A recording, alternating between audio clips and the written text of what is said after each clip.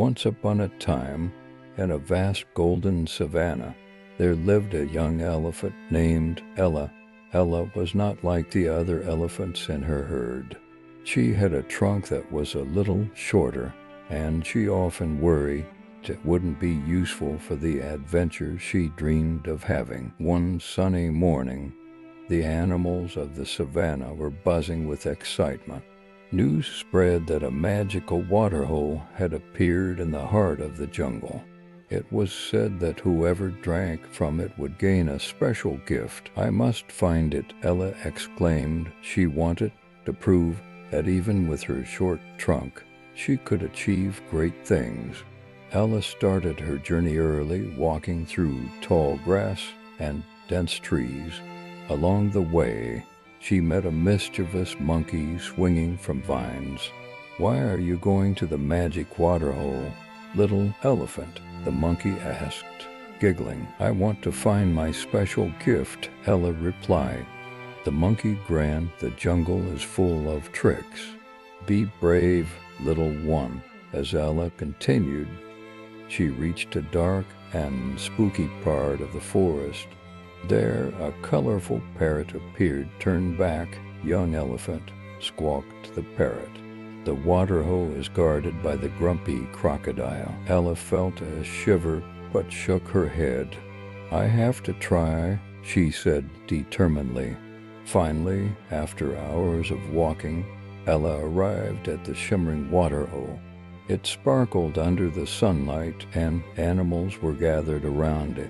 But blocking the way was the grumpy crocodile, his sharp teeth gleaming. "Who dares approach the magic waterhole?" growled the crocodile. Ella stepped forward. "I only ask for a sip of the water. I want to find my gift," she said bravely. The crocodile stared at her. "Why should I let you pass?" Ella thought for a moment, then said, "Because I will share whatever gift I receive with others. The magic is meant to help everyone, not just me." The crocodile was surprised by her kindness. He slowly moved aside, allowing Ella to drink. As she sipped the water, a warm glow surrounded her. Ella's short trunk began to shine, and she realized she had been gifted the power to bring water wherever it was needed. From that day on, Ella became a hero of the savanna. She helped the animals find water during the dry season, proving that being kind and brave was the greatest gift of all. And Ella never worried about her trunk again. Once upon a time, on the edge of a distant forest, lived a smart rabbit in a meadow filled with colorful flowers, as the name suggests. The smart rabbit was the cleverest and most intelligent rabbit. In the forest, the other animals in the forest always looked at him with admiration. The greatest quality of the smart rabbit was his ability to find creative and intelligent solutions to problems. One day, the other rabbits came to the smart rabbit because they couldn't solve their problems. On another day, rabbits living on the other side of the forest were struggling to reach water sources. This time, the smart rabbit helped them by suggesting a simple idea of creating a water canal. The smart rabbit thought and came up with a plan. "Surround the entire field with barbed wires," he said. "This way, the pigs won't be able to get into your field." The other rabbits loved the idea and immediately got to work. After putting up the barbed wires, the pigs could no longer reach the cabbages. "One of our cabbage fields is always invaded by pigs, and they eat our cabbages. What should we do?" asked the rabbit sadly. The smart rabbit continued to provide creative solutions to problems for rabbits all around the forest. Everyone looked at him with gratitude and listened to his wise advice, and thus the smart rabbit became the hero of the forest. He was not only intelligent, but also a helpful rabbit. The other animals in the forest were very pleased with the lessons and assistance provided by the smart rabbit. He became the most beloved and respected rabbit in the forest. The end of the story marks a hopeful tale of the forest, left behind by the wisdom-filled life of the smart rabbit. Once upon a time, in the depths of the forest, there lived a cute baby alligator by the edge of the lake. His name was Tico. Just like other alligator babies, Tico loved playing games and exploring new things. One day, while Tico was strolling by the lake with his mother, he saw colorful fish dancing in the river. With curious eyes watching the fish, his mother said, "Tico, you can swim just like them." Tico hesitated for a moment, but then gathered his courage and jumped into the lake. Tico felt a bit excited in the water, but soon realized how much fun swimming could be. He explored the lake, played, chased fish, and made new friends underwater with his mother. Tico's swimming skills were improving every day. One day, while wandering in the forest, Tico encountered a giant butterfly. The butterfly said, "Hello, Tico. I'm Colorful Wings. May I take you on a tour of the forest?" Tico joyfully accepted, and Colorful Wings showed him the most beautiful places in the forest. As Tico ran among colorful flowers in the forest, he sang along with the cheerful songs of the birds. Colorful Wings introduced Tico to other animals in the forest. Tico played games with squirrels, sang songs with birds, and tried to hop with rabbits. Over time, Tico became a part of the forest. Whether underwater in the lake or on land in the forest, he made new friends.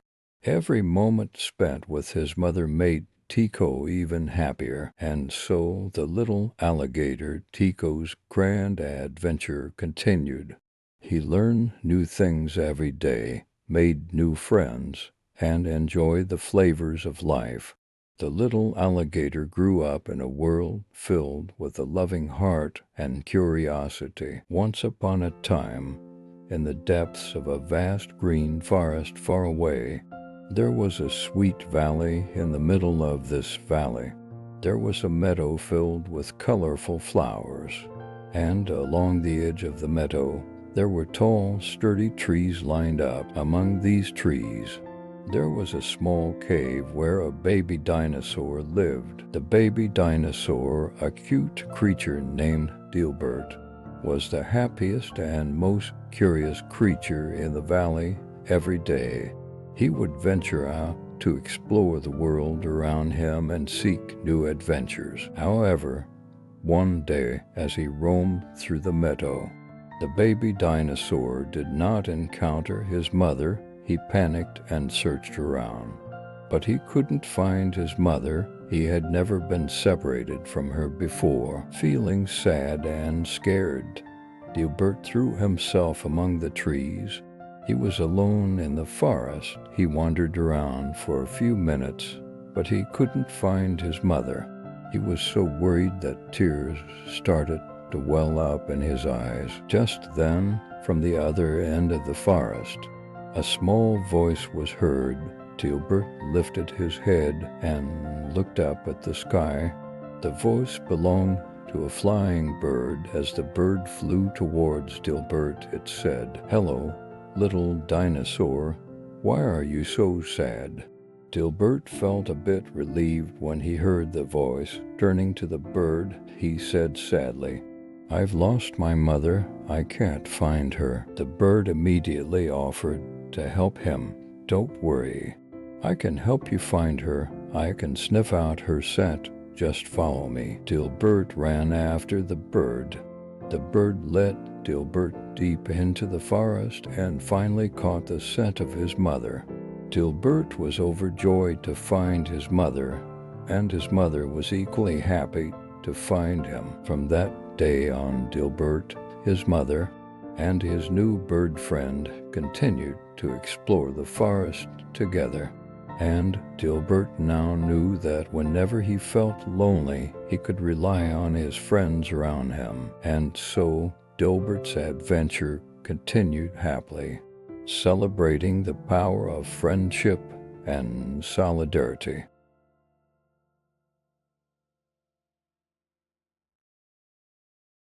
Once upon a time, in the sparkling blue ocean, there lived a small, curious crab. This little crab had bright red claws and a shiny, hard shell. He loved exploring the sandy sea floor and discovering hidden treasures.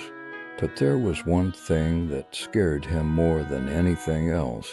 He was afraid of the big waves that crashed onto the shore. Every day, the little crab watched as his friends, the fish, and other sea creatures played near the shore. They would laugh and splash in the waves, but the little crab stayed far away, hiding behind rocks and coral. He was too scared to get close. One sunny day, a wise old turtle swam by and noticed the little crab hiding.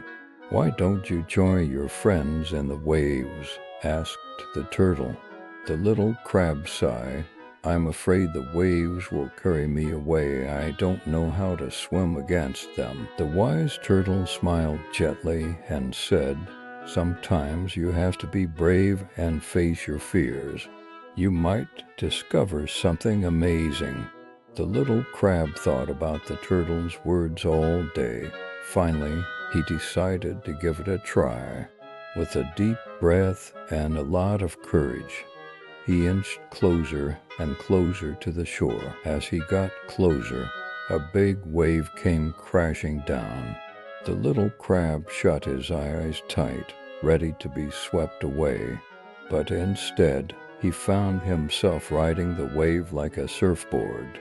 He realized that if he moved his claws just right, he could swim along with the wave and not be swept away. He laughed with joy as he rode wave after wave, feeling the thrill of the ocean. His friends cheered him on, and soon he was having the time of his life. The other sea creatures gathered around, amazed at the brave little crab's new skill. From that day on, the little crab was no longer afraid of the waves. In fact, he became the best wave rider in the whole ocean. The other sea creatures admired his courage, and he even taught his friends how to ride the waves safely. The wise turtle watched from a distance and smiled, knowing that the little crab had discovered his inner strength. And so the brave little crab became known as the hero of the ocean, showing everyone that sometimes all it takes is a little courage to turn our fears into fun. Once upon a time, there was a small village on the edge of a beautiful forest. David, one of the children living in this village, was a child who loved nature very much. One day, an elderly aunt in the village told David that there was a flower garden in the forest, and that there were very special guests in this garden. David immediately ran to where the aunt had pointed. There, he encountered cheerful bees buzzing among the colorful flowers. The bees were diligent, collecting nectar from the flowers in harmony with each other. Curiously, David approached a bee and asked, "Hello, who are you?" The bee responded with a cute smile, "Hello, David. We are bees. Our name is Honeybee. Our task is to collect nectar from flowers and make delicious honey by mixing it with bee saliva." David learned how important the work of these little bees was. The bees carried the nectar they collected from the flowers to their hives, working together to produce honey. One day, a bee said to David, "You know, David, we bees not only make honey, but we also help plants reproduce by pollinating their flowers. This helps maintain the balance of nature." Upon learning how crucial the role of bees was, David became even more fascinated. Every day he visited the flower garden to accompany the bees. The bees, by narrating informative stories, explain to David the importance of preserving nature and the environment. David began to appreciate the time he spent with the bees in this beautiful flower garden. Now he loved nature even more and understood how flowers, bees, and all living things supported each other. And the story ends here. David continued to spend time with the bees in the flower garden every day. Now, he also made an effort to protect and love nature. Remember, even a small child can make a big difference with their love for nature. Once upon a time, there were 3 little pigs who were sent out into the world by their mother to seek their fortunes. Each pig decided to build a house to protect themselves from the big bad wolf. The first little pig was very lazy and decided to build his house out of straw. It was the easiest and quickest way to have a house. The second little pig worked a bit harder and built his house out of sticks. It was stronger than straw, but still not very strong. The third little pig was the hardest worker. He built his house out of bricks, which took a lot of time and effort, but it was very sturdy. One day, the big bad wolf came to the straw house and knocked on the door. Little pig, let me come in," he said. "Not by the hair on my chinny chin chin," replied the first little pig. "Then I'll huff, and I'll puff, and I'll blow your house in," roared the wolf, and he huffed and he puffed and he blew the house down. The first little pig ran away to his brother's stick house. The big bad wolf followed and knocked on the door of the stick house. Little pigs, let me come in," he demanded. "Not by the hairs on our chinny chin chins," replied the pigs. "Then I'll huff, and I'll puff, and I'll blow your house in," and he huffed and he puffed and he blew the house down. The 2 little pigs ran away to their brother's brick house. The wolf, now very hungry and determined, went to the brick house and knocked on the door. Little pigs, let me come in," he growled. "Not by the hairs on our chinny chin chins," replied the pigs. "Then I'll huff, and I'll puff, and I'll blow your house in." So he huffed and he puffed and he huffed and he puffed, but he couldn't blow the brick house down. The wolf was very angry, but he was also very clever. He decided to climb down the chimney to get into the brick house. However, the third little pig had a big pot of boiling water waiting in the fireplace. When the wolf came down the chimney, he fell right into the pot, and that was the end of the big bad wolf. The 3 little pigs lived happily ever after in their strong, safe brick house.